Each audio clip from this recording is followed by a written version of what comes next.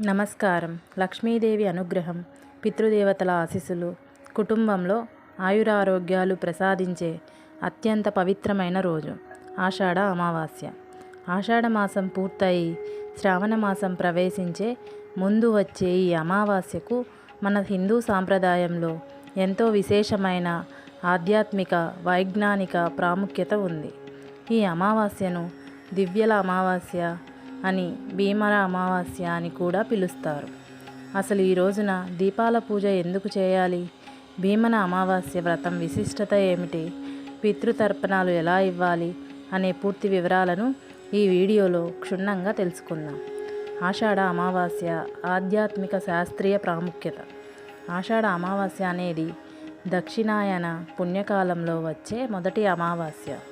సూర్యుడు కర్కాటక రాశిలోకి ప్రవేశించిన తర్వాత వచ్చే ఈ తిథి పితృదేవతల పూజకు అత్యంత శ్రేష్టమైనది. శాస్త్రీయ కోణంలో చూస్తే ఆషాఢ మాసం ముగిసి శ్రావణంలోకి అడుగుపెట్టే సమయానికి వర్షాలు తీవ్రమవుతాయి. వాతావరణంలో తేమ పెరిగి క్రిమికీటకాలు వ్యాప్తి చెందే వ్యాధులు మరియు గాలిలో నకారాత్మక శక్తులు పెరుగుతాయి. ఇటువంటి సమయంలో ఇంటిని శుభ్రం చేసుకుని దీపాలను వెలిగించడం వల్ల గాలిలో ఉన్న సూక్ష్మజీవులు నశించి మనసుకి మరియు ఇంటికి ప్రశాంతత చేకూరుతుంది. దివ్యల అమావాస్య దీపాల పూజల విధానం. ఆషాఢ అమావాస్య రోజున ఇళ్లల్లో ఉండే ప్రమిదలు, దీప లక్ష్మణులను పూజించే సాంప్రదాయం ఉంది. అందుకే దీనిని దివ్యల అమావాస్య లేదా దీపాల అమావాస్య అంటారు. పూజా విధానం. ఉదయాన్నే ఇంటిని, పూజా మందిరాన్ని శుభ్రం చేసుకోవాలి.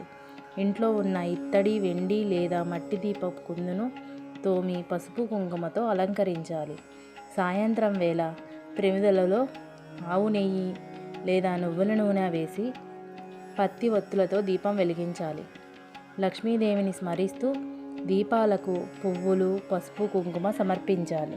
నైవేద్యంగా పరమాన్నం లేదా బెల్లం ముక్కను సమర్పించి దీపజ్యోతి పరబ్రహ్మ జ్యోతిర్జనార్దన అనే శ్లోకాన్ని పఠించాలి. ఈ రోజున ఇంటి గుమ్మం వద్ద, ఇంట్లోని అన్ని మూలల్లో దీపాలు వెలిగించడం వల్ల మహాలక్ష్మి స్థిరంగా నివాసం ఉంటుందని నమ్మకం. భీమన అమావాస్య వ్రతం. సౌభాగ్య సిద్ధి. ఈ అమావాస్యను మహిళలు భీమన అమావాస్య లేదా జ్యోతి భీమేశ్వర వ్రతంగా ఆచరిస్తారు. ముఖ్యంగా కొత్తగా పెళ్ళైన నవవధువులు తమ సౌభాగ్యం పదిలంగా ఉండాలని, భర్తకు ఆయురారోగ్యాలు కలగాలని ఈ నోమును పడతారు. వ్రత నేపథ్యం, విధానం. పరమశివుడి అనుగ్రహం కోసం పార్వతీదేవి నిష్ఠతో తపస్సు చేసి శివుడిని భర్తగా పొందిన రోజని పురాణాలు చెబుతున్నాయి. మహాభారతంలో భీమునికి ఉన్నంత బలం, ఆయుష్ తమ భర్తలకు కలగాలని స్త్రీలు కోరుకుంటారు. ఈ రోజున బియ్యపిండి లేదా బంకమట్టితో శంకుచక్రాల ఆకారంలో పాతివ్రత్య గౌరీ భీమేశ్వరులను తయారు చేసి పూజిస్తారు. పూజ అనంతరం భర్త పాదాలకు నమస్కరించి వారి ఆశీర్వాదం తీసుకోవడం వల్ల దంపతుల మధ్య అనురాగం పెరుగుతుందని విశ్వసిస్తారు. పితృదేవతల ఆరాధన, తర్పణాలు. పితృదేవతల ఆశీస్సులు పొందేందుకు ఆషాఢ అమావాస్య అత్యంత పవిత్రమైనది. పితృదోషాలు ఉన్నవారు ఈ రోజున ప్రత్యేక పూజలు చేయడం వల్ల ఫలితం ఉంటుంది. వీలైతే పుణ్యనదుల్లో స్నానం చేయాలి లేదా స్నానం చేసే నీటిలో గంగాజలం తలుచుకుని స్నానం చేయాలి. నువ్వులు, నీటితో పితృదేవతలకు తర్పణలు వదలాలి.